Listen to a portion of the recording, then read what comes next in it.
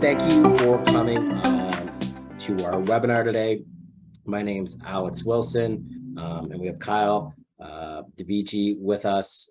So we've been investing in Calgary since 2019, and we still see a tremendous opportunity and growth in that market, and we're going to get into why we see that today. So we have a vested interest in the market. We're putting our money there as well, and we'll tell you why we think you should be too. My name's Alex Wilson, broker owner of Remax Wealth Builders Real Estate. Been selling real estate in Toronto for over 12 years. #1 Remax agent in Ontario for transactions in 2019. I was actually number 3 in Canada last year. Number 14 Remax agent in Canada individually in 2022. New stats came out today. That's gone to number 10 in Canada and number 15 in the world. Nice, congrats. Thank you. Inducted in the Remax Hall of Fame, awarded the Remax Lifetime Achievement Award of 35, awarded Remax Circle Legends Award. None of that matters to you. That's why I don't really keep this slide that updated.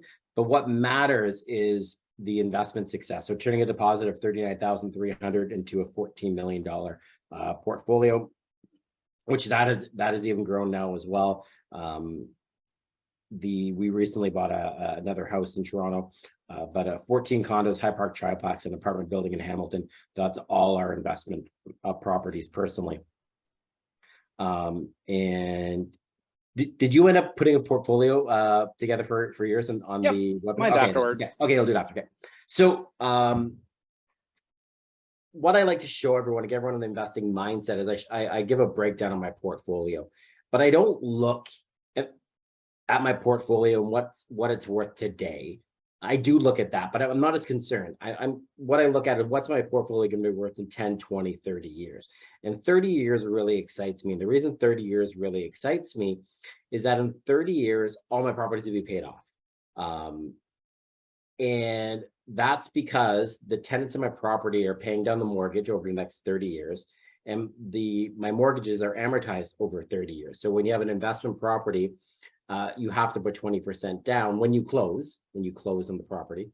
And that allows you to get a 30-year amortization mortgage. So that means you have 30 years to pay it off versus traditionally the 25. So in 30 years, all my properties will be paid off, and I will then have a portfolio that's worth $36 million. And that's at a conservative 3% compounded annual growth rate. And because we hear a lot about inflation. Oh, there's Kyle. Hey, doing Kyle? Kyle, you jump in. Perfect, thank you. So yeah, my name's Kyle Dovigi. I'm licensed in both Ontario as a real estate broker and Alberta as real estate associate. So dual licensed in the different provinces. Like Alex said, I've been investing since 2012. Really got in started with Alex. We invested in the same project, and Alex and I go way back. We know each other from high school, actually. So have been, really good friends since then, went to university together and everything like that. And he really got me started investing in real estate. It was a passion I had through university, but he said, Kyle, this is a great project. You need to start doing it. And I'm really glad that I listened to that. And it's been over 10 years now since I've been investing. Now I've got 6 properties myself. So built a nice little investment portfolio. And virtually all of that was done while I was working a 9-to-5 career. So it goes to show you that really anyone can do it and just need to take a few steps and add the secret: time. So my previous career was actually in the lottery. I used to manage Lotto 649 and Lotto Max. So I was the draws manager doing the ball draws. And during that time, learned that almost a third of Canadians were depending on winning the lottery in order to fund their retirement. Those are depressing stats. So eventually the opportunity came up where Alex actually brought me over to Remax Wealth Builders to start my real estate career a little over 3 years ago now. And, I'm really glad I did, because now I'm helping people build real estate portfolios to build wealth and not gamble on their future. And I've helped over 100 people this year alone invest in Calgary real estate. And similar to Alex, it turned a very small deposit into a multi-million-dollar real estate portfolio. And to give you guys some idea of our backgrounds, we're using big numbers here, but we're both from Sudbury. I'm the son of a city worker and my dad was a carman on the railroad. Kyle's father was a school teacher and his mother was a nurse. I say this because truly anyone can do this. And, we witnessed our families in their older ages, like my family doesn't have real estate portfolios. Kyle, your family doesn't have real estate portfolios. They rely on pension funds and relying on the decisions of other people for their livelihood, like to be taken care of after the fact, right?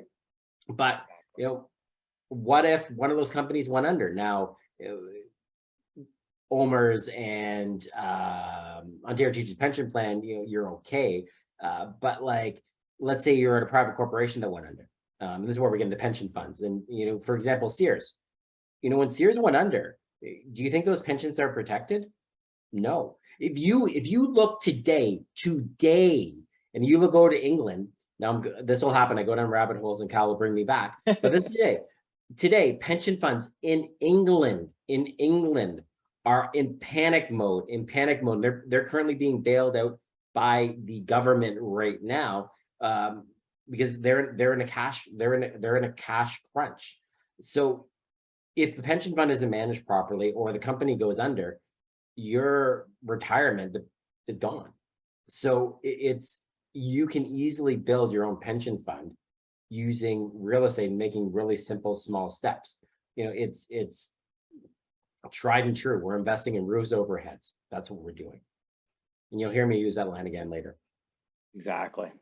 So Alex, next slide then. There's a quick look at my real estate portfolio. So like I said, I've got 6 properties. First one I bought was a 1-bedroom condo in Queen West in Toronto. I've got a freehold property as well, a house in Toronto. And then I started adding properties, kind of one every year. Riverside Square, which is on Queen East, Line 5 at Yonge and Eglinton, Galleria. Brand new release just came out, 5% down until closing. Definitely recommend checking it out. I've got information if you want to contact me, but that's at Dufferin and DuPont. And then more recently, I've started investing in Calgary because that's where I think the appreciation is going to be. So it wasn't quite in 2019. That's when Alex started. I needed a little bit more convincing to be able to put my money down. So I started in 2020 and I'm looking to pick up my next one. Calgary is definitely going to be where my next property is. Oh, and yeah. Yes, sir. Hands down. So even at humble 3% appreciation, and that's what I always tell people when they say, what do I expect? What kind of return can I get? I'm like, I don't have a crystal ball. I have absolutely no idea what return you're going to get, but I base my numbers just on 3%. With that, I'm happy. And you can see that grow, over 30 years, I'm going to have over $10 million portfolio and that will be paid off, but I'll also be getting the cash flow from the paid off properties as well. So I don't even have to touch the $10 million. I'll have revenue coming in every single month from those properties too. Yeah, that's you don't care what the value is today. You don't, because someone's going to be living there and covering your costs. That's the key in taking the long-term horizon. And that's why we start with that and get people in the mindset. Don't think about today, think about the long term. When we get questions on the phone, and Kyle knows how annoyed I get when people ask about assignments. When we get questions on the phone, people go like, oh, like how much is going to be worth when it closes? I don't know. But it doesn't matter, because if you follow cash flow based principles, then you're going to be fine. And people are coming and people are looking at Alberta as the next frontier for investment. I've seen it since 2019. And there is going to be some stats in here that blow your minds. So just to give an idea, in 2022, we've helped over 300 people from across Canada invest in Calgary and sold over 150 million pre-construction units. And we personally invested in 10 Calgary pre-construction units. That's our entire team of myself, Kyle, Ramin, Nick, and Nish on our team. Everyone on our team has invested in Calgary, and our families. We brought our families along with us too. So I'd say getting your family involved is more of a testament to actually getting yourself involved, because if my family gets screwed over, I'm much more stressed than a bad investment decision on my end, for me personally. So going to the slide and talking about inflation, this is where I took my portfolio and I'm like, hey, well, it's worth $36 million. But what's that in today's market value? Because we hear about inflation in the news. Well, that's worth $21 million in today's market value. And what can you do with $21 million? Well, Well, if I looked at a conservative 5% rate of return on that $21 million, it would generate over $1 million of annual income. Now I want to reinvest 2% of that to protect against inflation. That means I could live off of $625,000 per year while maintaining the purchasing power of my portfolio, which is really something. I don't know about everyone else on the call, but I could definitely manage off of that. Yeah. Oh, yeah, exactly. And again, like you're looking at, these are your later years in life when your major expenses are already done. Your kids are off, your homes are paid off, that kind of thing. So you don't even need that much. Now, this is what I do every day. So you don't need to achieve that, right? Like as Kyle said, like, yeah, like that's a big number. But if you just take little bite size, it's all about taking little bite size. You know, if you get a $1 million portfolio today, which isn't a lot, that's like 3 Calgary condos, 2 Calgary condos. That will, in 30 years, give you a payout of $70,000 per year. $2 million, that'll give you $140,000 per year. And that's today's purchasing power, And then you keep on going up. $10 million portfolio in 30 years, $701,000, and it'll give you an idea. So you just take those little bites, little bites. You know, if you asked me in 2012 if I thought I'd have what I had today, I wasn't in my mindset. No, I don't think, Kyle, when you started investing in 2012, we bought in the same building to start off with 2012. You know, if you said, would you think you'd have a $10 million portfolio in 30 years? Would you think that? No, like those numbers are mind blowing when you're coming out of that non-investing mindset that, you know, our families historically had. Yeah. So this is achievable for anyone. So getting everyone in that, and that's where you even hear about people relying on their homes, selling their homes in retirement. But if you utilize your home today as an investment tool, you can use your home to create a pension fund, keep your home in retirement, leverage existing equity now to fund your retirement. So what I mean by that is that if you had a home equity line of credit on your house, you could use funds there and invest those funds back. There's only one way to get money out of your house and reinvest it right now, and that's if you sold your house. But if you borrowed money against the house and then reinvested it now, then you'd have 2 properties going up in value instead of 1. So in 30 years, you wouldn't be relying on selling your house. You can still have your house. You can still live in your house. No one's going to force you to sell your house. And you have multiple other real estate properties, because then you could refinance the other one that you bought and then buy more, refinance the next one you bought and buy more, and keep that cycle going. And each $350,000 condo represents $24,000 of annual income in your retirement years. So these are mind-blowing things, and we are recording this, so we'll send this all out to you later. Yeah, and that refinancing piece, Alex, whenever I talk to people, many people don't understand how it works. So if anyone on the webinar wants more information, definitely reach out. But it's the single best tool to grow your real estate portfolio. Oh, yeah, 100%. We both utilize it. Okay, so why Calgary? So now that we got you in the investment mindset, why Calgary?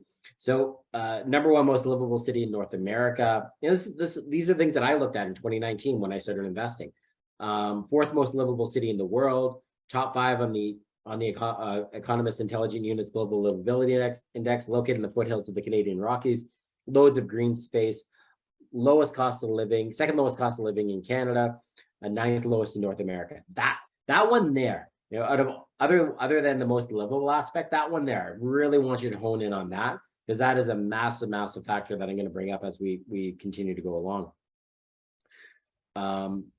And Calgary, you know, is a beautiful natural space. So it's the sunniest city in Canada. So I got a lot of flack sometimes. I get angry emails going, the weather in Calgary sucks. So I challenged them. I'm like, you know what? Did you know that the weather is worse in Montreal in the winter than it is in Calgary? So roughly the temperatures of Montreal and Calgary are the same in the winter, except Montreal gets a ton of snow and is cloudy all winter, whereas Calgary's sunny. So it may be cold, but Calgary and Montreal, similar temperatures. But again, and also a dry cold versus the humid, wet cold of Montreal and tons of snow coming down and everything like that. You don't get that in Calgary. You get beautiful sunshine down there. most extensive outdoor pathway, and ranked the second for the healthiest lifestyle in major cities in Canada. So you're sounds like a great place to live. And get the Rockies right to your doorstep. 5 world-class ski resorts within 2 hours, over 200 hiking trails in Banff National Park, 1.5-hour drive to Banff. And that's a real 1.5-hour drive. It's not like 1.5 or 2 hours to Muskoka, but you got to leave at 2 in the morning to do that. They don't have the same traffic congestion that we have. So you're literally in this world-renowned space that's at your doorstep. So why are Alex and Kyle investing in Calgary? So when we look at population growth, and this is where we talk about roofs, overheads, right? So you want to be, since you're investing in real estate, you're investing in a roof in over someone's head. So you want to make sure that the population is growing in that area. So in Calgary, 2018 to 2019, 46,000 people, 2019 to 2020, 44,000 people. Getting a pandemic year still grew by 34,000 people. Whereas during the pandemic, the population in Toronto has shrunk. You know, the metropolitan area of Calgary grew. And believe it or not, Alberta saw the highest net migration between the provinces during the pandemic. Alberta grew the most during the pandemic out of all the provinces. And you're going to see more stats as we talk along, where you're going to see, wow, Alberta's charging ahead with supercharged growth. Calgary also has the highest millionaires per capita of major Canadian cities, and Calgary represented the highest wages and salaries per employee in the country at 66,000 in 2018. So they have population growth. They have the money. There's wealthy people that live there. They pay the highest wages. These are things that are important to you when you're looking at investing.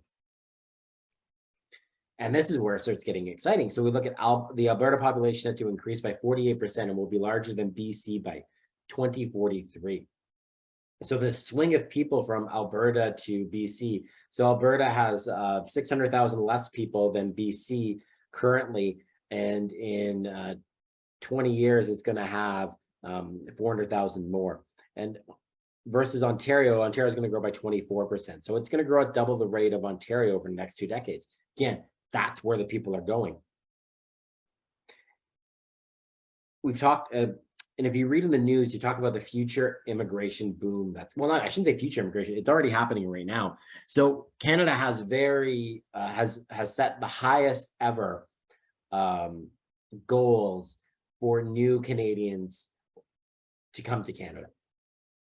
And where are these people going to be going? There's 3 provinces they're going to go. They're going to be going to Ontario, British Columbia, and Alberta. Alberta, and specifically Calgary, the population of Calgary is currently 1.6 million people.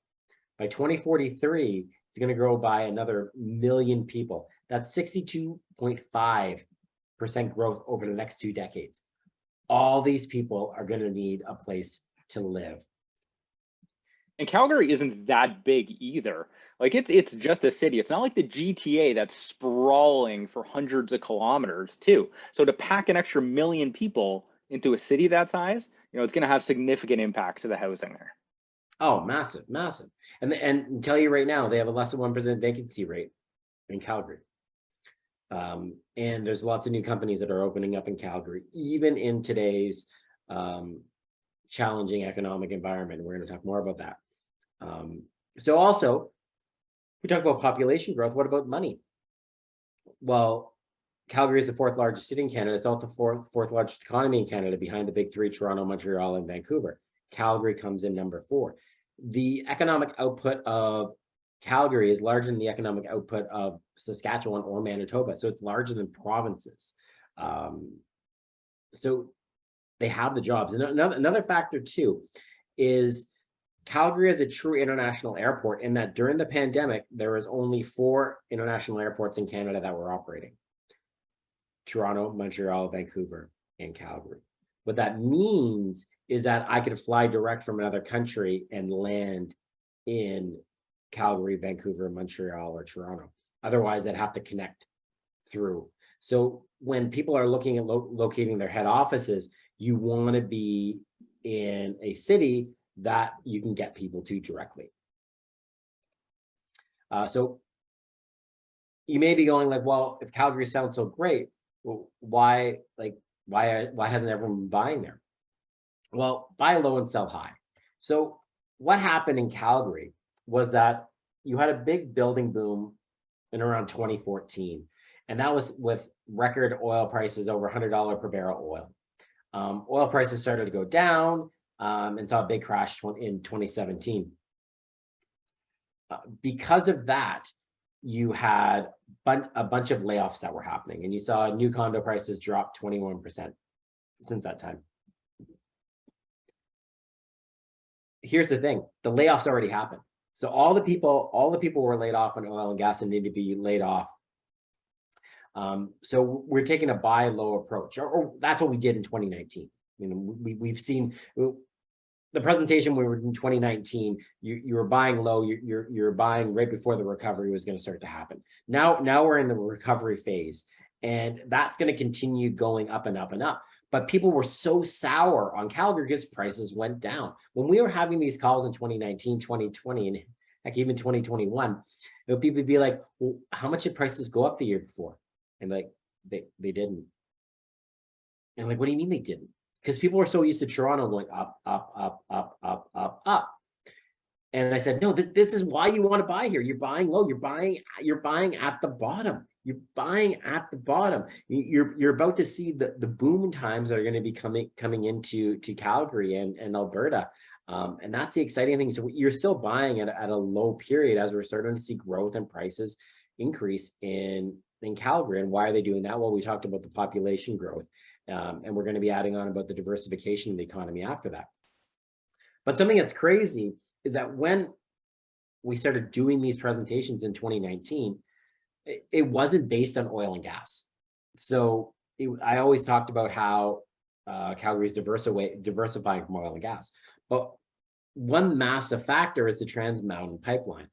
So the Trans Mountain Pipeline, the issue with Alberta is that it's landlocked, and you can't easily get the oil out of Alberta to other countries, to export up to other countries. And that's why you hear so much flack about pipelines. So pipelines are the only way to get the other than putting on transport trucks or railway tracks. Pipelines are the most efficient way to get oil and gas out of Alberta to ports to export them to other markets. So you do a pipeline going to the US, but the issue is we don't have a lot of pipelines that go out that allow us to export the oil to international markets. When Trans Mountain Pipeline completes, which it will, it's under construction right now, and as Canadians, we all own it, and it's been earmarked a strategic Canadian resource by the federal government, that will allow us to increase our international exports of oil to markets other than the US. And that's where we're going to see I shouldn't say massive growth, but that by allowing us to diversify the Canadian oil, it'll allow us to increase the price of just Canadian oil. So at times when the oil market's poor, the Canadian market is even worse because we basically only ship our oil to the US. So this allows us to diversify our oil resources. And on top of that, what's going on in the world right now is if you look at the top producers of oil in the world, or the top reserves of oil in the world, the majority of them are run by dictatorships or authoritarian regimes, which are politically sensitive. And when things happen, like they're happening right now, things happen to the supply of oil and energy to other countries, which is happening in Europe right now. You don't want that. Companies don't want that. Countries don't want that. You want to know that you have safe, secure supplies of energy. That's what Canada has to offer. Not only just energy, but it's commodities in general, because we're a commodity-based country. So what's going on in the world, the current political environment and partial destabilization does work in Canada's favor in that we have safe, secure resources that we can provide to other countries around the world. And you're going to see the value of our resources continue to grow in the years to come, because that's what we have to offer. But the great thing is that Alberta has diversified away from oil and gas. So they get the oil and gas money, and we're going to talk about the surpluses that they've run in Alberta. So the infrastructure and everything for oil is there, but since 2017, they've diversified away from that. And that's where Calgary is in the forefront of new technology jobs that are coming to the city. So the Calgary is outpaced from a tech workforce standpoint, everyone else in North America. So what happened in 2017? So you had all these layoffs. Now, Calgary has the highest proportion of STEM graduates in major Canadian cities. The reason for that is oil and gas, the development of the oil sands, require degrees in science, technology, engineering, and mathematics. These are also the same degrees that you need in the technology industry. On top of that, you had this overbuild happen from 2014 to 2017 when gas prices are record highs. So what happened at that point is that you had companies laying massive people off. So you had a reduction in the demand for office space. Just at the same point, you had a bunch of office space coming on. So you had vacancy rates hovering near 30% in Calgary. What does that mean? You also have cheap office space available. And what is good for cheap office space? Well, startup companies that are sensitive to capital. So Calgary is home to 435 technology companies, 3/4 of these startups. There are more than 2,000 open tech jobs in the city, and a record 44,500 Calgarians are working in tech right now. To give you an idea how cheap this office space is, office space in Calgary leases for $17.50 per square foot. Compared to Edmonton, Edmonton's 23% more.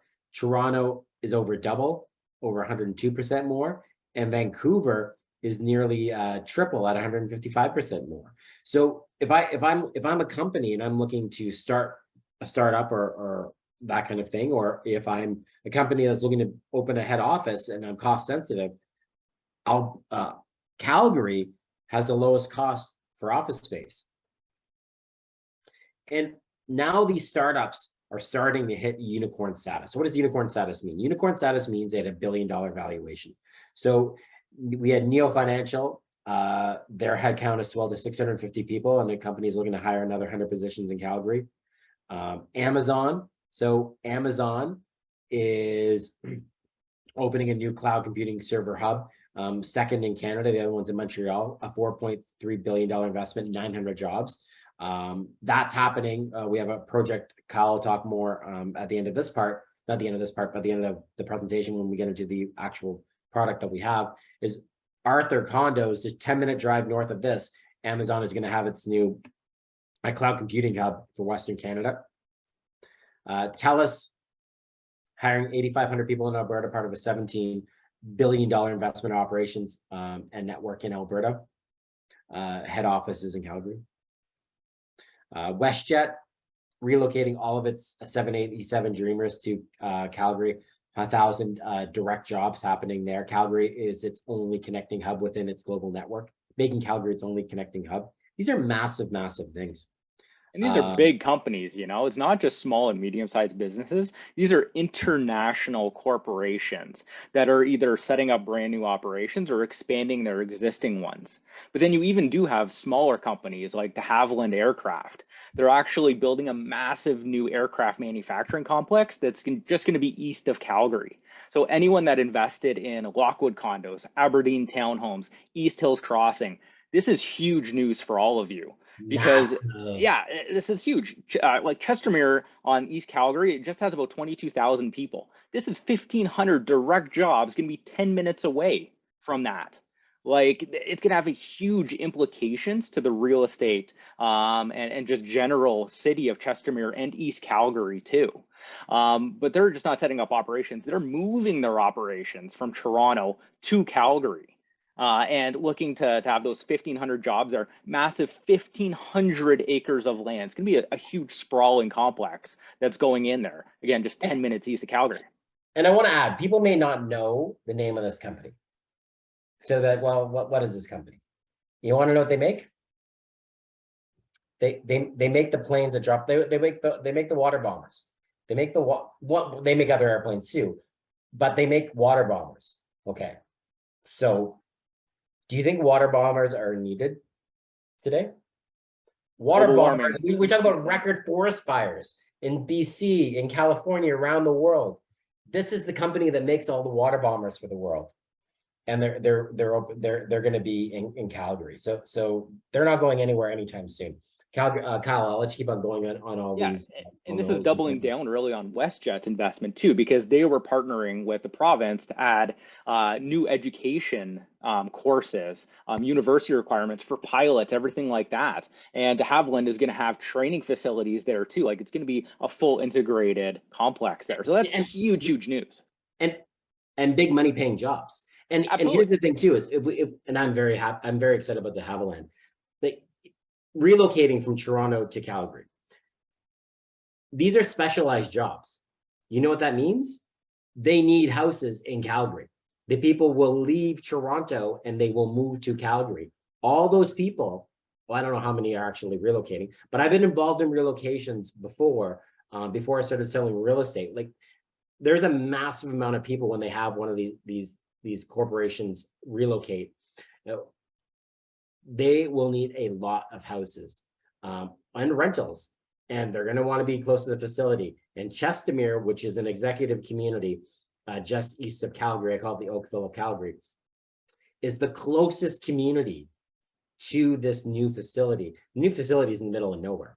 So Chestermere is the closest community, just literally on the outskirts. If you, for the people on this call, if they invested in East Hills is basically your farthest east community in Calgary, and then you go into Chestermere to give people an idea where it's a map. And then you have Chestermere, which is this executive lakefront community. So, Kyle, but that's not just all of them. Like Infosys, I'll let you, Kyle, talk about this and talk about these companies as well that are coming here. And Infosys had already announced their next generation digital services and consulting company. They already opened a digital center in downtown Calgary, and they were going to have 500 jobs. They just announced that they're doubling that now. So already expanding the footprint that they have and looking to have 8,000 people across Canada by 2024. So rapidly growing company. Yeah, and this is an Indian-based consulting firm, one of the biggest based IT consulting firms in the world.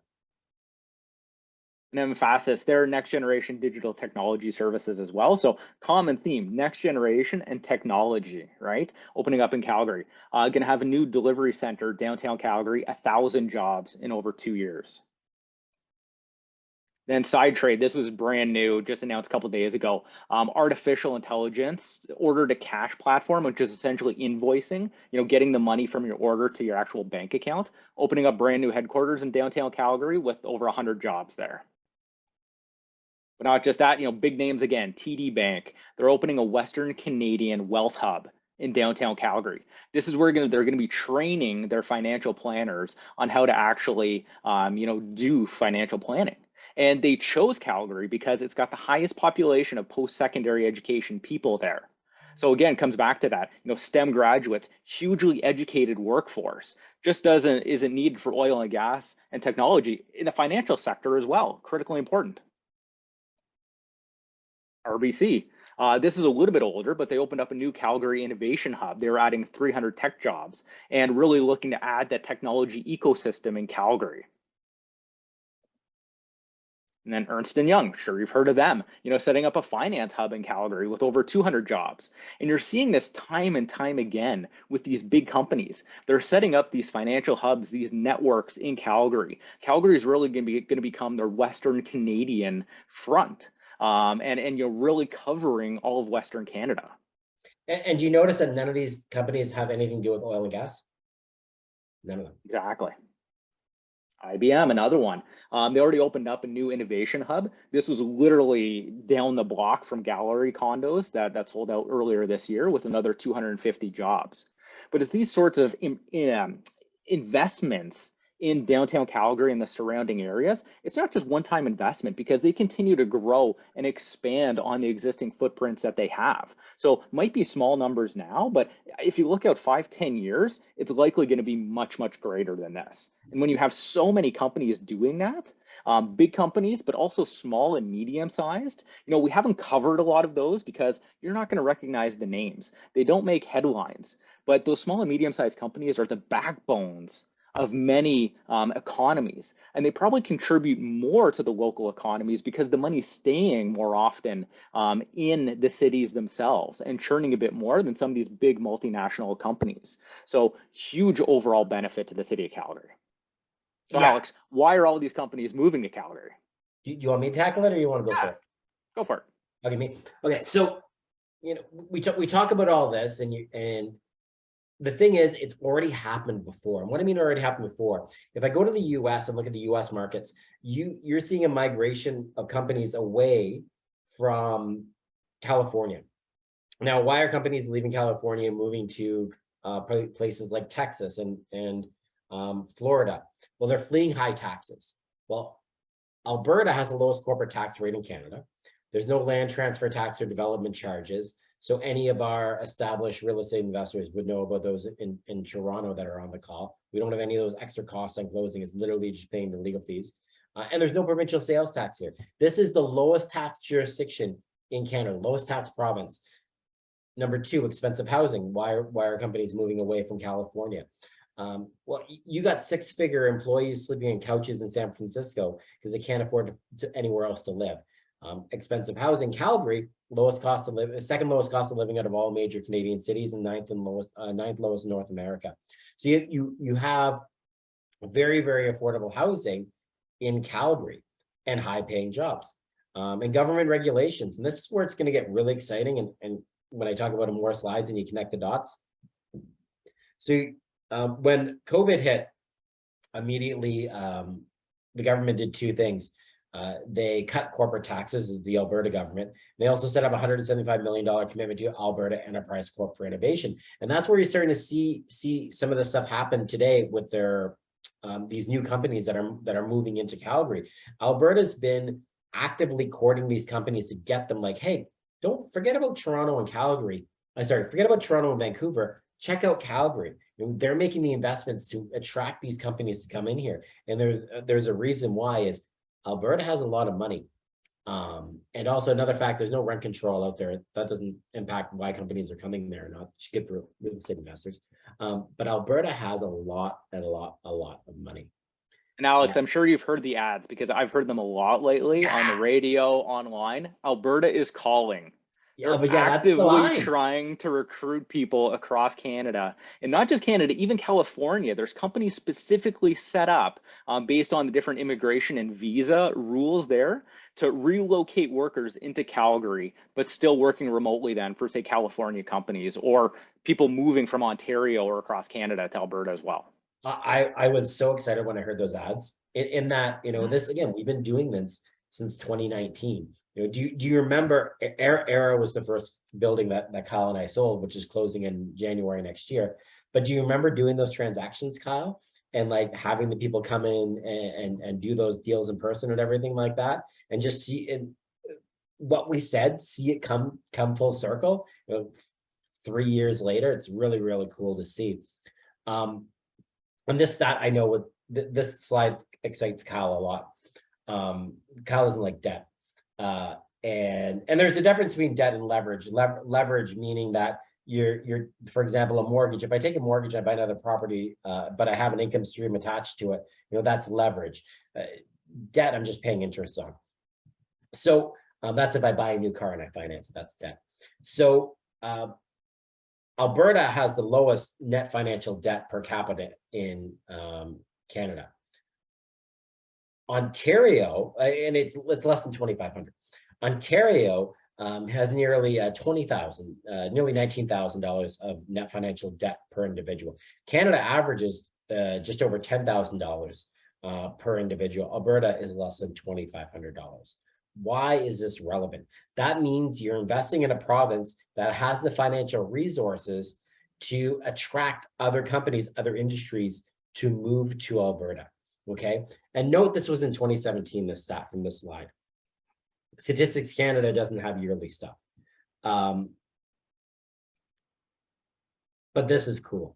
This is really, really cool. So, well, not okay. I shouldn't say there's negative reasons why this exists, but Alberta has a $13 billion budget surplus. And they're going to use that money to pay down debt, trust funds. They're investing the money smartly. And that's going to reduce their debt. to below $80 billion this year. It's something incredible. And why that is, it's due to the royalties off of the oil and gas prices. But on top of that, they're forecast to have surpluses in 2023, 2024. So they're going to be in the black moving forward.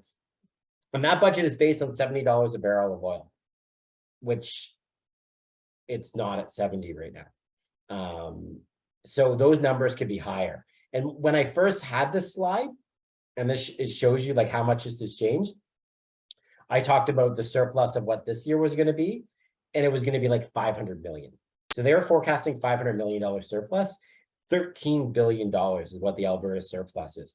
Again, that allows them to invest back in to their province and then attract other companies to come in.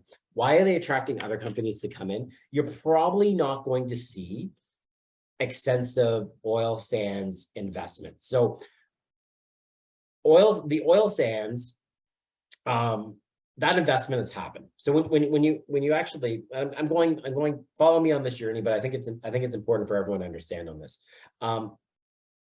When companies are looking at, or when people are looking at investing in energy, period. So if I'm a company that invests in energy, what projects can I make a return on? Oil sands, the time frame to get a return on oil sands development is like 10 to 12 years before I see a return on the capital of my investment. The time horizons are just too long for these companies. So you're not really going to see an extensive development of the oil sands, even though the oil price is elevated. That may have happened in the past. It's not going to happen now. You're gonna see them work on efficiently producing from the current oil sands developments they have. They may expand the current oil sand production they have, but you're not going to see a massive influx of capital to develop more and more and more and more in oil sands. When you look at fracking, they much rather invest in fracking because the time frame for payouts in fracking is much shorter. I can get paid out of my capital 1 to 2 years versus 10 to 12 years. They're just not willing to take those risks anymore. So you're not going to see a massive development into the oil sands. But the great thing is you still have the royalties from the existing oil sands developments that are there. And now you're going to have the government invest and have other companies, other industries move into the area. And that's really, really exciting. And Kyle and I have lived this. I mentioned earlier that we're from Sudbury, okay? So Sudbury is a mining-based community.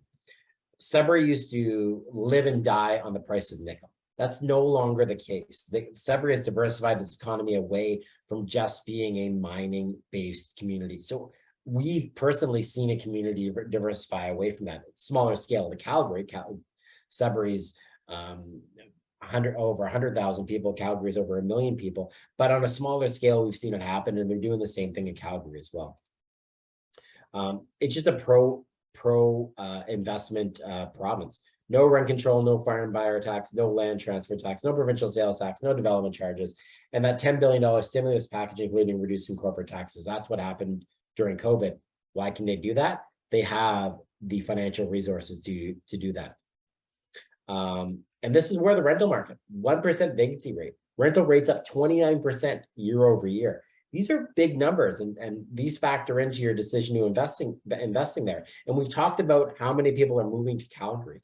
62.5% growth over the next 2 decades, over 1 million people moving to the Calgary area. You're going to continue to see pressure on those rental rates.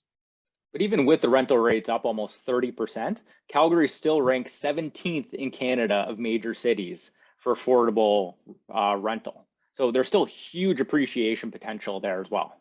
I can tell everyone on this call, I'm in the process of, I got a new Toronto condo, pre-construction I bought, a Zurich condos at Yonge and Finch. It's going to rent for 1 bedroom, 441 square feet, or maybe it's 460. Anyways, it's small. Good layout. It's going to rent for $2,400 per month. $2,400 for 1 bedroom up at Yonge and Finch, sub 500 square feet. So there is still tremendous room for growth in the rental rates in Calgary. And we're seeing now the condo market, we're seeing the sales start to pick up. And I saw the same thing happen in Toronto back in 2014, 2015, 2016. People like, why are you investing in condos? They're a bad investment. Buy houses. But condos become the only affordable option that people have.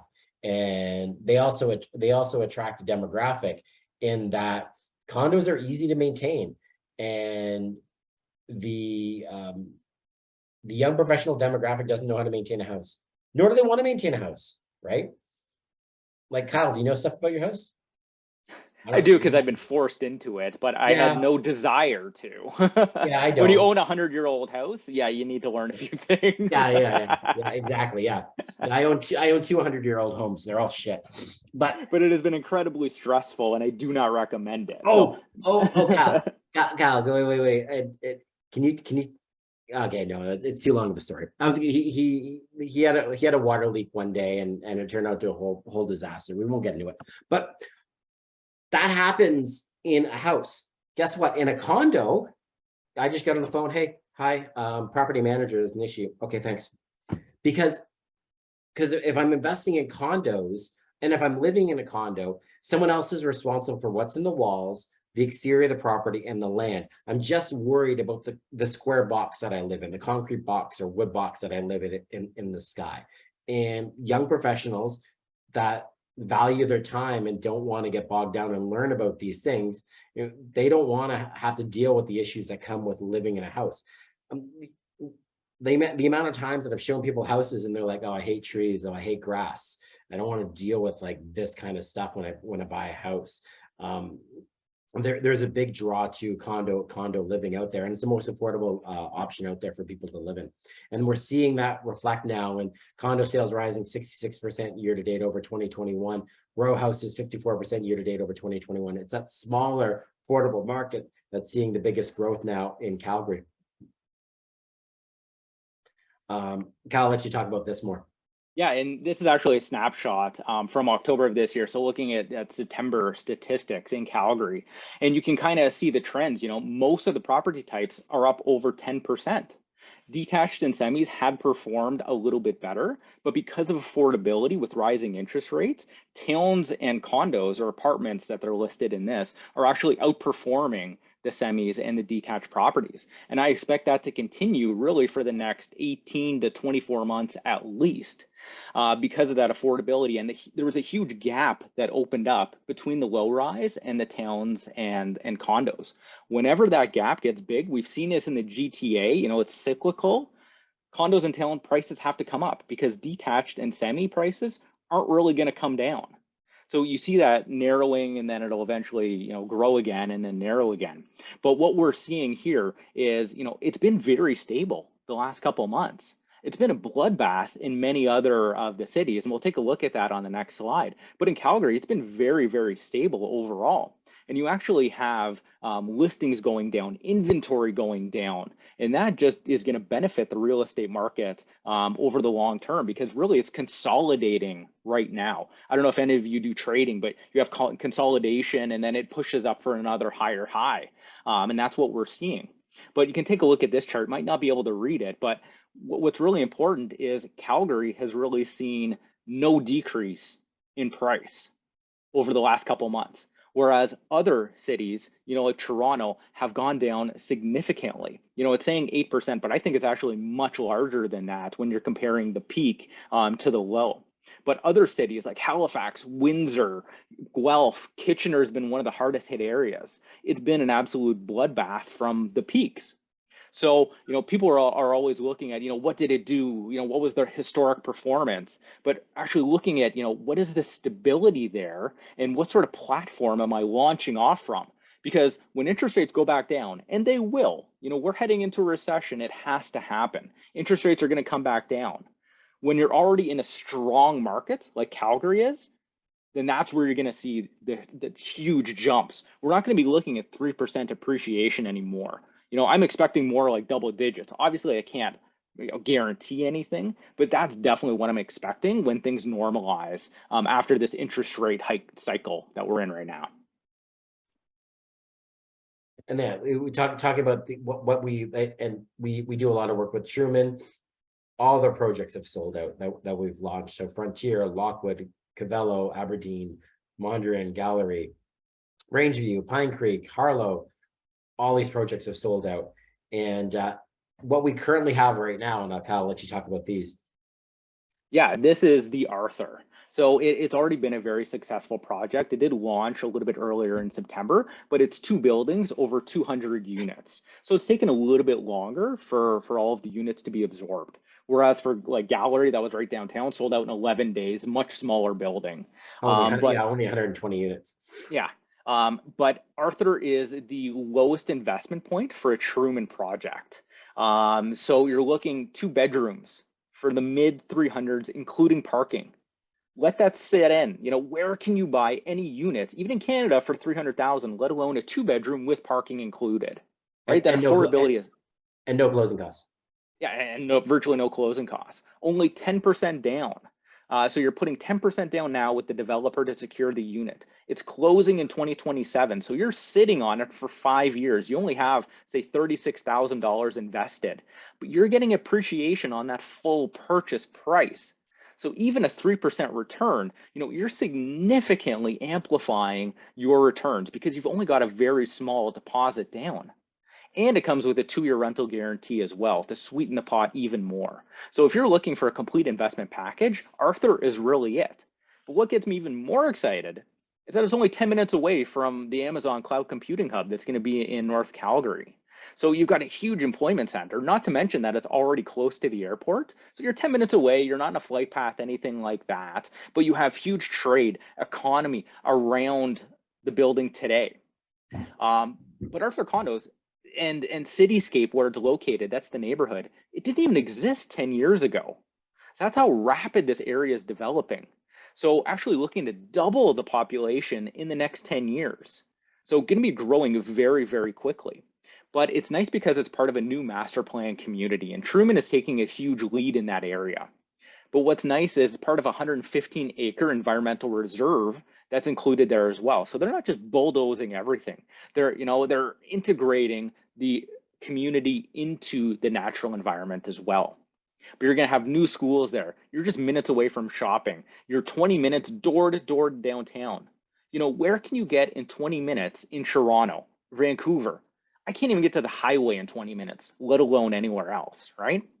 So pricing from about $465 a square foot, that is Toronto pricing over a decade ago.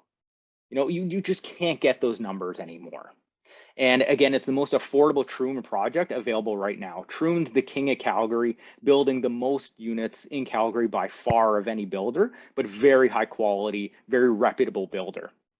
But everyone's out for cash flow. You know, you're looking at that, you're comparing today's interest rates. What's it going to look like? Well, I took a look at the rental guarantees on the units, and they're probably below rental rates today in the area, let alone 5 years from now. So knowing that rental rates are up almost 30% in Calgary year over year, they were up almost 5% month over month between July and August. So if you're just applying 5% growth for the next 5 years, you know, you're getting significant rent, over $2,000 a month for these 2-bedroom units or 3-bedroom units. So even at, say, 4% interest, you're still going to be cash flowing on these properties. And that's what a lot of people forget is, you know, the rents aren't going to stay stationary. They're going to continue to grow. So when you're doing your investment analysis, you know, keep that in mind, because I've missed out on many investment opportunities before in the past by being too conservative on these. And obviously, you know, it's important, but, you know, apply some basic appreciation to rental and prices every single year when you do your analysis. And there's no rent control. So absolutely. So you don't have to. So you may, if you end up in a soft year or soft month when you have to rent it out, not a big deal, because what you'll do is in 1 year you're going to jack the rents. We've done it in Toronto, in that certain buildings are rent exempt depending on when they're built. So the different rental strategies you can take and everything like that. But the fact that you have no rent control out there is massive for you. We're just talking about rental rates. So we're looking at the projected rents in 2027. Again, I just mentioned I'm renting a 1-bedroom at Yonge and Finch, sub 500 square feet for $2,400 today. You know, look at these rents, these 2-bedroom rents with parking, and that's no parking. Look, if I get into the 3 bedrooms, it's only the 3 bedroom that's more than my 1 bedroom. So you've still tremendous room for growth and affordability still in Calgary. And this is the latest launch, Plaza. Cal, talk to me about that. And Plaza is a really exciting development. This is your more premium high-end building. It's definitely going to be a landmark in the West District community, but this is where it's got the most ludicrous incentive package that I've ever seen. And I'll talk about that a little bit more. Units here are a little bit more expensive because it is a slightly better area than Arthur, but it's also a much higher finished product as well. Going to be more designer, definitely higher end, which is going to attract a higher profile tenant and a higher buyer as well. So typically making a little bit more money, higher social economic status. But again, these only require 10% down right now and also closing in 2027. So you've got that maximum leverage effect. And these are coming with the most ridiculous rental guarantees that I've seen by a Truman product as well. So actually the highest cash flow, and I'll talk about that in the next slide as well. So Alex, if you can go to the next one.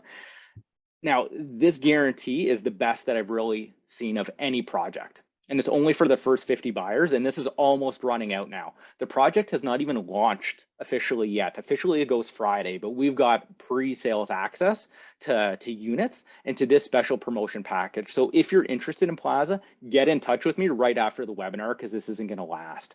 But they're throwing in everything, including the kitchen sink, literally. Underground parking, storage, huge $20,000 upgrades of units, paying your condo fees for 2 years. Plus you're getting a rental guarantee as well at 6% of the pre-GST purchase price. And property management included for 2 years as well. And then a bunch of extra benefits, but also free assignment. In case life happens, you need to exit your purchase agreement before closing, you're able to do that. Don't recommend it, but it's there and it's available for you as well. So about $100,000 worth of incentives for you to buy in Plaza right now. And then the next slide, Alex, the highest cash flow of any Truman condo that I've seen.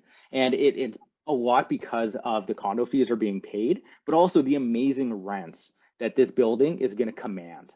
And Truman is so confident in it that the rental guarantees they're offering are crazy. For some of the larger units, it's over $3,000 a month that you are guaranteed for 24 months from closing with no vacancy because Truman is going to lease the unit back from you and then rent it out to an actual tenant. Like that's how confident they are that they're going to be able to find tenants and at those rental rates as well. But this is also going to become a destination area. West District is the master plan community. And it's about 95 acres. And Truman is really developing it. Alex, do you know how long the time period is for this development? 10, let's call it 10 years. Yeah, 10 years. And they've already got developments there, like gateways. Yeah, it's not, you're not the first person buying dirt there. They already have existing buildings that are already complete in the area.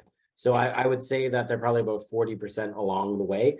I got to go back and look. I think they announced this whole redevelopment in 2017 is when they were looking at doing it. Yeah. And there's grocery that's coming, there's retail. Over 250 shops that are going to be integrated into it. So it's really going to be your mixed use, live, work, shop community. And that's going to set it apart from many different areas of Calgary and just any other cities. Like it's not, many communities aren't built like this or to this scale. So it's actually going to have a new business innovation hub built into it, 1 million square feet of commercial, but you're still only 15 minutes to downtown, 15 minutes to the Foothills Hospital, University of Calgary as well. It's all accessible. So the people that are going to be living, you have amazing accessibility, highways very close as well to get around, and you're only about an hour away from the mountains as well. So Banff becomes, an easy drive for you if you want to go out for the weekend. It's also ideal for Airbnb. Like Alex said, very low regulations, very business friendly. So it's not locked down like Toronto is, it's kind of freely accessible, and they definitely promote Airbnb and even have turnkey Airbnb providers as well, if you wanted to consider that in 2027. Yeah, and because it is in the West, the West is naturally more expensive in Calgary than the East, and it's due to that direct proximity or that close proximity to Banff. Like literally here, if you live here, then you get on the highway and you're nothing stopping you to get to the Rocky Mountains. And that's us. Yeah, thank you everyone so much for attending tonight. Really appreciate you taking your time on an evening. And should we jump into questions, Alex? Yeah, we're going to jump into questions. Yeah. So here we go. Okay, here we go. Great first question. Believe it or not, Question. I haven't really got that question before. But Kyle, I'll give it to you. Because I've definitely gotten this question because people think I'm calling from Calgary, but they see my 416 number. So the question is, why should we buy projects from someone in a different province? And that's fair. And the reason is because we don't look just in one province, in one city. We're real estate investors. And it doesn't really matter if you're buying in Toronto or Montreal, Vancouver, Calgary. You're a Canadian, you have free access across the country. And we're looking for the investments that are going to be the best returns for you. What we think are going to provide the best for price appreciation and for rental appreciation. So I'm still a firm believer in the GTA, in the Vancouver markets long term, but it's the cash flow right now that just doesn't make it viable in many cases. Whereas Calgary, you've got the most rent for any dollar you're going to invest, and the huge price appreciation potential there as well. So we've done the numbers. We live and breathe this every single day. Our broker just sold over 300 units in 2022 in Calgary as well, and we see what's going on in the pre-construction environment. So I'm confident to say that we're experts in what's going on in the pre-construction field. Even though we might not be in the city, we know what's going on there. I'll go for the next question. I think it's in regards to the rental guarantee. So when you have the rental guarantee, that's an income that's coming in, and that income can then help you in when the bank is looking at your mortgage. So the rental guarantee amount, that's a lease that's in place. That's a set cash flow that's in place. So the bank would then look at that for approving you for a mortgage when the building's done. So again, both these projects aren't finishing until 2027. So you're not worried about putting a mortgage in place until 2027. We can both answer this one. I have, like on the books, I have 5. So 5 plus 3, 8, 9. I have 9 current rentals on the go. I've never had anyone not pay me. I only had one person reach out to me once, and this was this year, and they couldn't make rent on the 1st of August. And I said, okay, let me know if you can't make it by the end of the month. If you can't make it by the end of the month, then that's fine. I'll supply your last month and you can go. And he paid me. That's the only time I ever had that. Kyle got one email from his tenants during the pandemic. That's it. And she still paid you. Yep. And you didn't. And she was in the service industry and directly affected by COVID. Yeah, and it wasn't a surprise to you. You're like, I was waiting for that. Expecting this message, probably tight for you. Like I remember who the tenant was, and she still made payments, that kind of thing. Yeah. So to answer your question more deeply, I've never had an issue personally. In Toronto, I've never. We've only had it happen once for people that we put in, and we do over 100 leases per year. But we ended up getting that person out. But this also comes in the rental guarantee. You don't have to worry about that. If you have the rental guarantee in place every month, regardless if the person pays or not, the builder is going to pay you money. So the builder is taking on that liability of what if this person doesn't pay? Yeah, and how to avoid deadbeat tenants is pre-screening them. That is the most important job as a landlord or property management company, is to screen out those deadbeats before they're in your unit.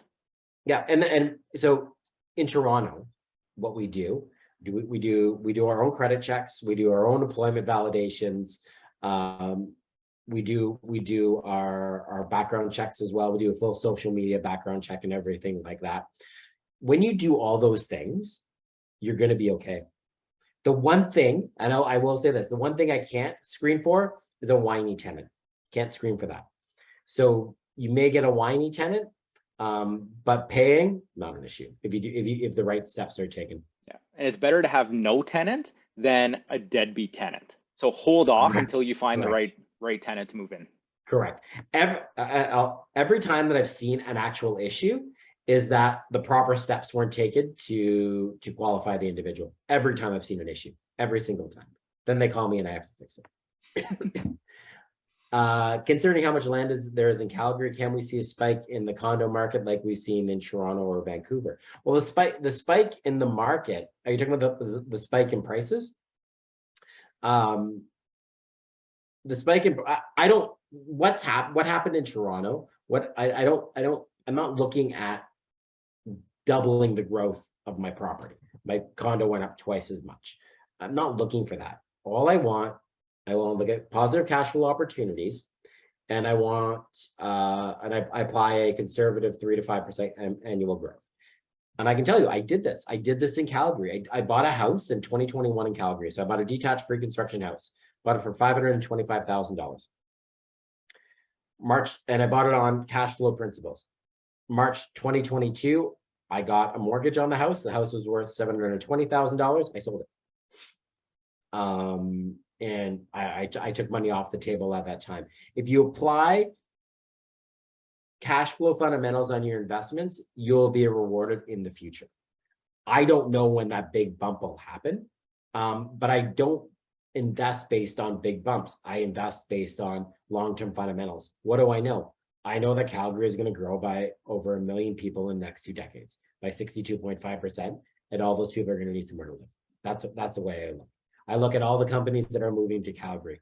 That looks good. I can't anticipate the growth, the price growth. I don't know what's going to happen. I just look at fundamentals. These stats, the population growth stats are from Statistics Canada.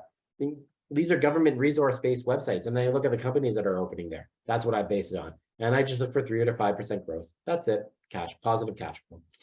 Anything else is gravy. Regarding refinancing, borrowing against your property, doesn't your debt ratios need to be supported?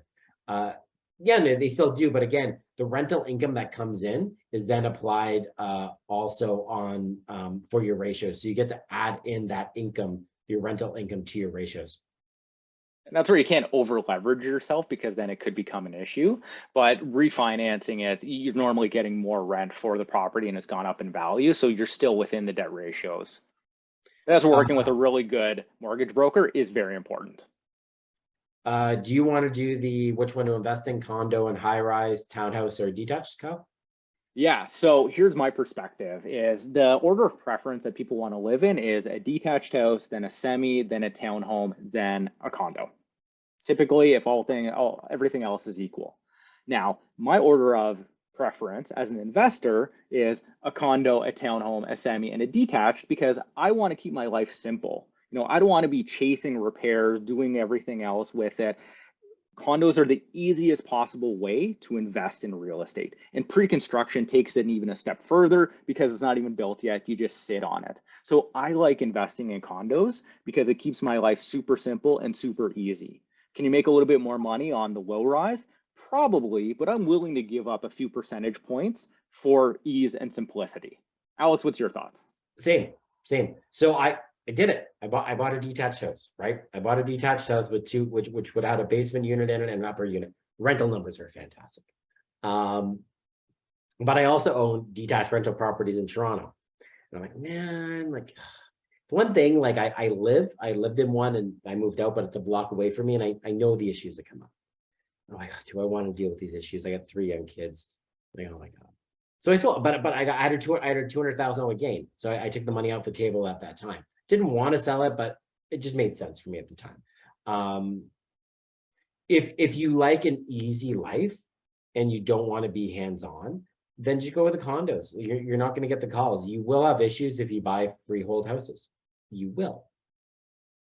But you're compensated for that too, in regards to the return you're probably going to get.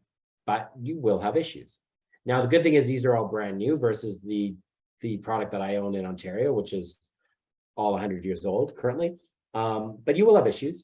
And typically what it is, if you buy a condo, you're going to have a single professional or a couple living in there. You get into houses, you're going to have families in there. Anyone that had kids on here, you know what kids do to houses, right? You deal with the land and everything like that. So there's just more work that comes with it, but you're rewarded for that too. Someone just made a comment, strange, highest wages and lowest cost of living. Yeah, that's what it is. Do your own research. Like, these aren't made up things. You can Google it. It's true. What amount of positive cash flow is considered a sufficient buffer? I run a neutral. I try to run neutral. So if you want a buffer, you can run a buffer. I talk about the neutral method in regards to if I'm running more cash flow, then I'm paying more taxes. So if I can utilize some of that cash flow to add another property that's going up in value, I'd rather run a neutral cash flow and have two properties than have one property that's making me a few $100s per month, or have three properties versus one property that's making me a few $100s per month. Could I go into the negative sometimes, maybe due to a vacancy or something like that, for sure. But I would look at the overall value of my portfolio. I try to run it that way.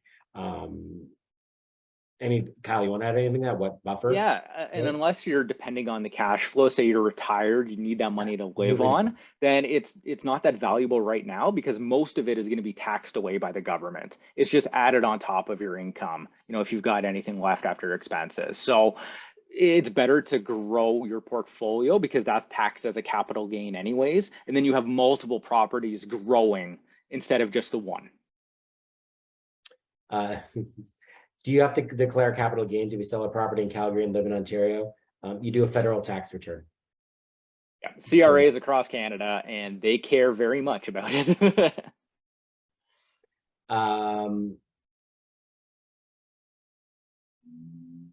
So again, someone just asking, with one of the biggest selling points of Calgary being low cost of living for a bigger space relative to GTA and other major markets, what's the demand for condos? What's the demand? Oh, you know what? This was sent at 8:39. We addressed that question. So builder of Arthur condos is Truman. Is AB a good place for a rental market, buying properties for rentals? It's a less than 1% vacancy rate. Is Edmonton as lucrative? Well, AB. Well, AB is Alberta. Calgary. Yeah, you have Calgary. So Edmonton's north of Calgary. Edmonton is like the Ottawa of Alberta. Okay, it's a government town, and it has oil refineries. That's what Edmonton is. Calgary is the Toronto of Alberta. So Calgary is going to be more lucrative than Edmonton, because it's the big business city versus being a government-based city in Alberta. I mean, in Edmonton. Cal, you want to add anything to that, or? Yeah, you don't have the big companies moving to Edmonton like you have in Calgary. Like Amazon's not setting up a cloud computing hub there. Like everything I went through, those are Calgary specific. You're not hearing about those big businesses moving to Edmonton. So that's why Edmonton is slightly more affordable even than Calgary, but you want that price appreciation. And what's going to drive that? People and jobs. Calgary, I think, has that much stronger than Edmonton. Okay, two questions. From your experience, which option pays more, doing short-term rentals or having a tenant stay in your property for longer term? For me, I've never done short-term rentals. Here's my reason: is that I just like having I shouldn't say I never did. I did once. Sorry, I did do. Not day stays, but I did furnish a studio downtown once, and then the pandemic hit, and I had to take all the furniture out. So it ended up being a waste of money. Long story short is, I just like having one person in there and not having to worry about it. You can make more money doing short-term rentals. Yes, you can. But again, there's a risk associated with that. And there can be some more work associated with that. I just like it. I own properties, and I have one person that pays my rent once a month, and that's it. I don't need to worry about furniture damage, cleaners, everything like that. Again, there's companies that can manage all that for you, but I'm still thinking about it daily or weekly. I like not thinking about my properties. that's the answer. So number one is, I would say just 1 year rentals are probably better. But again, if you can make a crap load of money doing the short-term rental game, but you probably got to have a lot more properties to do it, make it worthwhile. Number two, if you own 3 or more properties, you should put in a holding company for tax purposes. Really only if you're self-employed and have an incorporated company. Kyle has one and I have one. So we have incorporated companies. But if you're a T4 individual, you can just own them all in your personal name. There's not that much more of an advantage to you. Because you also have to pay, up to set the company, and then you have to pay for annual returns, separate tax returns for that other company, which is thousands of dollars per year as well. So there has to be an advantage, and because why there's an advantage for us is that if my operating company, which is real estate, selling real estate, if I keep the money in the operating company and don't pay myself, I pay a lower tax rate on that. It's like 13% versus 54% if I take it personally. So my after-tax investment is at 13% versus 54%. But if I'm a T4 individual, it's only my own personal tax dollars. So other than that's the main reason why. I could talk about 45 minutes about that stuff, but that's the simplest way. Hi, Alex. If Calgary is a place to invest, can you explain why you're investing in Toronto? Well, I invest in both. So my most recent investments have been in Calgary. Other than, I'd have to look at the dates and everything, but I bought Era, I bought East Hills, I bought Frontier, I bought the detached house as well. So yeah, I invest in Toronto and Calgary, but the majority of my most recent investments have been in Calgary. And when the opportunity comes up, it doesn't matter what city it's in, really. If it makes financial sense, it's a good opportunity, you're going to jump at it. And I will say this though, I am really turned off though on the closing costs in Toronto. Really turned off the closing costs in Toronto. It really turned off. Hard for me to quantify that to everyone on the call unless you've been through it. I just closed the condo, the Young and Finch one, which I talked about. I closed it 2 weeks ago. My extra costs on closing were $63,000. $63,000. Now, part of that was my $24,000 HST rebate, which I will get back. So then it goes down to like $39,000 of extra closing costs. Yeah, that includes my land transfer tax. But that's a lot of money. Where it's zero in Calgary. So you could have bought another unit at Arthur Condos for that down payment. For the closing. Yeah. Condo fees are not within investors' control. At what point does it make to become basis exit? Don't worry about condo fees. If you owned a house, you don't have condo fees, but a whole bunch of other shit you got to pay for. And I literally use a bad word to quantify that. Okay, if I have a house, I got a roof I got to deal with, I got exterior landscaping, siding, stuff that can go wrong, wiring, the flooding, all this stuff that can go wrong in a house that I got to repay and fix things, duct cleaning and all that kind of stuff. All maintenance fees is the nice little package every month. This is your contribution towards all those extra costs for the building and a savings fund to replace things in the future. That's all it is. Kyle and I both have our first condo that we bought in 2012 in Toronto. So now that's 10 years. We got it in 2016. So we've owned it now for 6 years. We will still own it. Condo fees are just rolling into a nice little payment format. The same cost that you have for a house. Yeah, it's the cost of doing business. People fixate way too much on condo fees because you're still going to have fees for a freehold, a house that are outside of your control. You don't have control over any of them. They're just going to be big one-time items that you probably haven't budgeted for on a monthly basis like you should, and which condo fees allow you to do. Yeah. Can condo fees increase every year? Yeah, but they only go up like 5%. Expenses go up 5%. Increase your rent. When do It's you not like think the condo board is intentionally doing it to Yes, gouge yes, you yeah, either. yeah, yeah, It's yeah. It's not an covering evil the cost person. of running the building and the utilities that are included, which is typically everything except for electricity too. Yeah. And they're Yeah, condo incentivized. fee, the condo board controls condo fees, Yeah, which they're all owners in the building. There's exactly. no, They're incentivized to keep them low. yeah, there's no evil person No. profiting.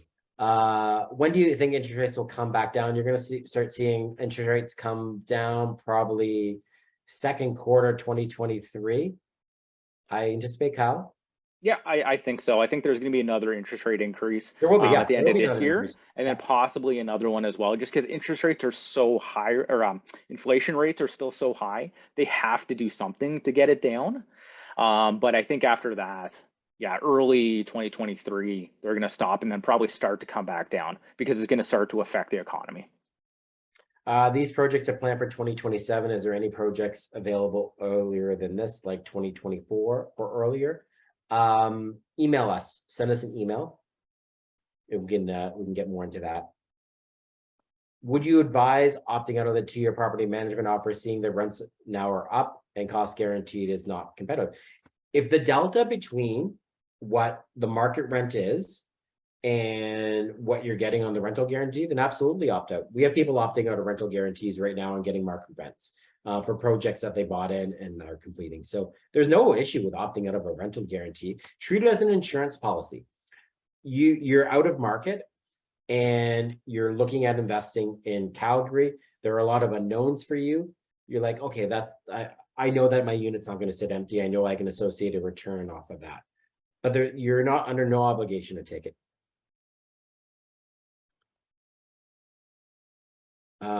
What is the guarantee that the plaza unit will accept Airbnb? There's no Airbnb restrictions out there.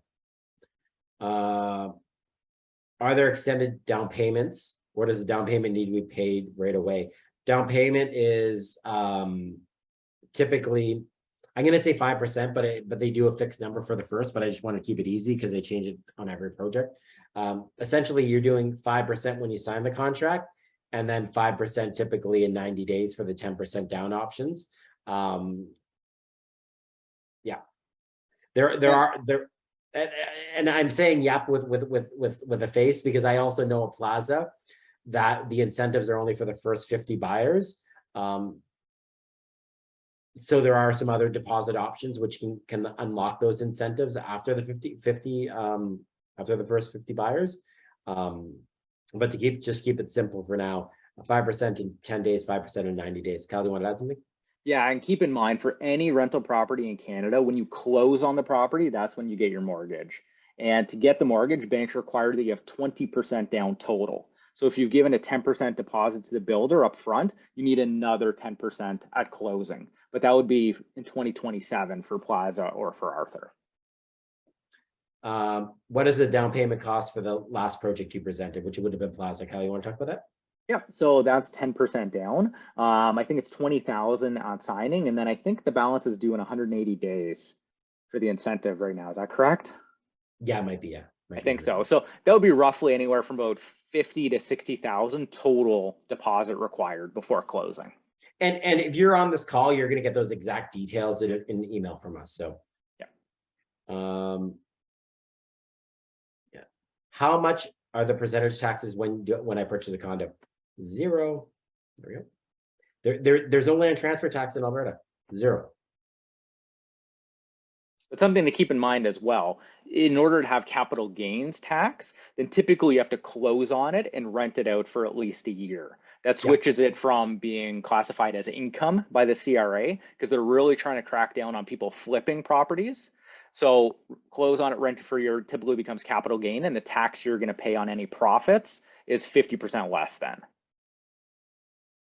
Someone asking what the rental price was 2 years ago and now. Well, 2 years ago, and you're in the middle of a pandemic, so it's not relevant. But I can tell you the rental prices have gone up 29% from last year to this year. What are the maintenance fees and property management fees on average? Property management fees is lowest we have is 9.5% of the gross rent. Maintenance fees typically around 40 to 50 cents per foot.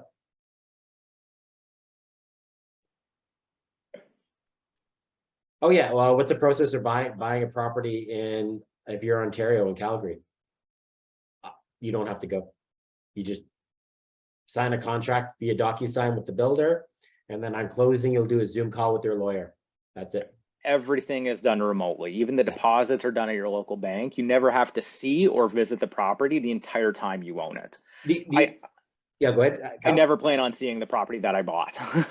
Yeah, and I've been through the process. I've bought and I've sold. The only thing I had to do was you do, when you close, you do a live Zoom call with your lawyer, because they have to visually watch you sign the documents. They still require what they call wet documents. And then once you sign the documents, you then have to courier them overnight to Calgary. So that's the only extra step. So you have to go to Staples. That's as far as you have to go. Arthur or West District, you bought in East Hills, are you buying anything in Arthur or downtown? You know, anything about specifically like, oh, which one do we prefer, or what are you buying in? Send us an email. You can set up a call with Kyle will be the best person to set up a call with. What does your hat say? Yeah, my hat says subscribe, YouTube, alexjwilson.com. I have a YouTube channel. Kyle has you post videos or no? Yep, Condo Millionaire. Kyle has Condo Millionaire YouTube channel. And we put, like, this video will be up on those channels. The recording will be up on those channels. I have a 5-minute video that explains how I made $200K in 1 year in Calgary. So we post videos about real estate investing.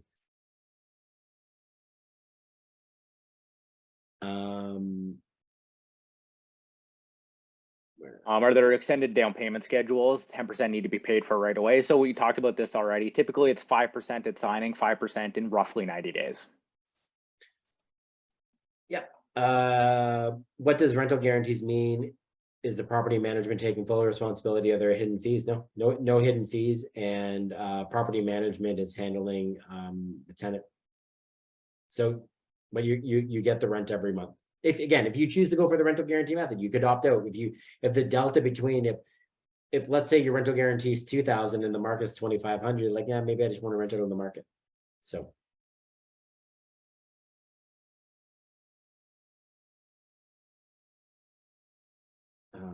When does the view matter when renting or selling? Neither, both, for Plaza in particular. Well, I think all the views in Plaza are pretty good, aren't they, Kyle?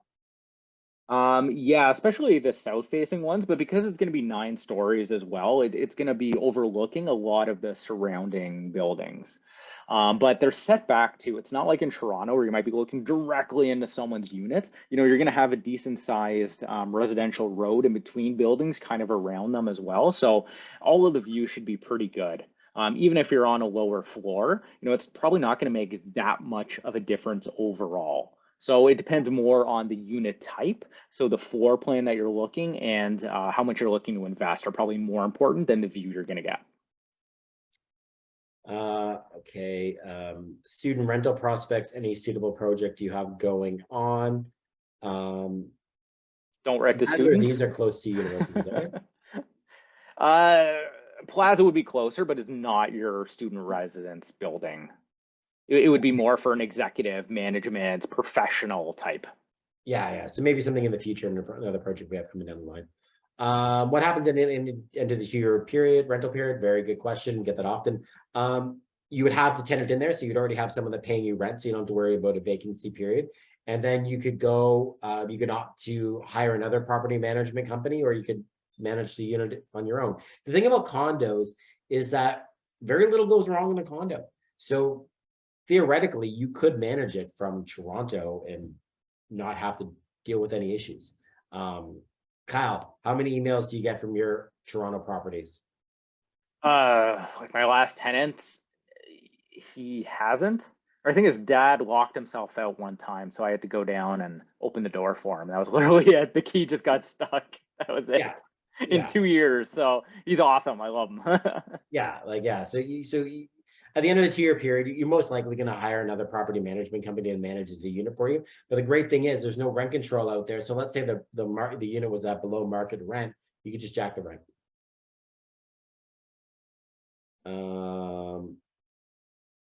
How can I start to invest in buying my own house? If you want to buy a house, reach out to Kyle and help you out. Then if you want to buy a house in Calgary, again, we do have freehold product available. Kyle actually has someone flying out there to go look at a project that we have. I've had many people go look, actually, check out the areas. Yeah. Will this recorded? This is recorded. Yeah. Here's the thing. Great question. Alberta's attractive. Are we expecting other attractive markets? No. No. It doesn't work. It's that Toronto, Montreal, Vancouver, right? These are our big cities. We're not like America in that you have all these like small little pockets of cities where there's big companies. If you look at population growth numbers, Ontario, Alberta, and BC, all that population growth that's going to be happening in Canada, those three provinces are getting it. The maritime provinces are going to go down. Quebec will stay flat. That's pretty much where the growth is happening. And you're not going to have major corporations, international corporations, move to anything but those four cities. They're not moving to Winnipeg. So the only other city I do like, but it's already expensive, so the ship has already sailed, would be Kelowna. But the ship's already sailed on that. So what is meant by 2-year rental guarantee? So every month the builder is going to pay you a set sum, and that sum is in your contract. And that guarantees no vacancy. You have property management managing the unit for you. Even if it's rented for less than the rental guarantee, you still get the guarantee amount. So it insulates you from a lot of the rental and tenant issues that you would have if you rented out the unit yourself. Are there pre-constructions that ask for only 5% down? Typically not. 10% is usually the lowest that we get. What does free assignment mean? It means that if you want to sell the unit before it's completed, selling the paper, assign the paper to someone else, assign the contract to someone else, the builder won't charge you a fee for that. There is a legal fee, but the builder's not charging you a set fee for that. It's like $500 or something too. It's not like thousands or anything like that. Does it make sense to borrow from a HELCO, home equity line of credit to invest in some of these condo builds? Yeah, that's how I grew my portfolio. That's how Kyle did it. That interest is also tax deductible as well on the home equity line of credit. Yep, you can refinance your mortgage, do a HELOC, line of credit, any way you can access the funds in the best way to do it. Does a rent guarantee move mean that the property management will find tenants and manage them? Yes.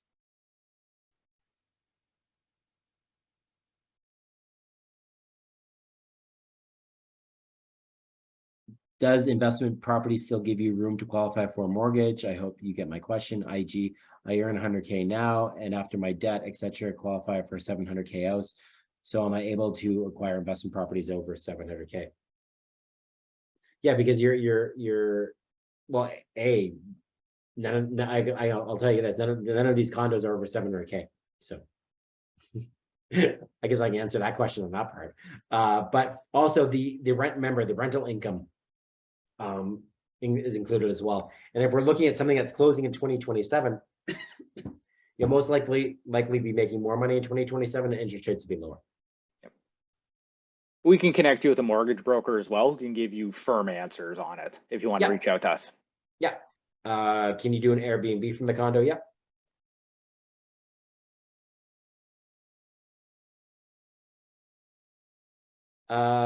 I can say, so someone's asking about build quality. Truman has great build quality. I've actually personally toured their West District properties. They're great.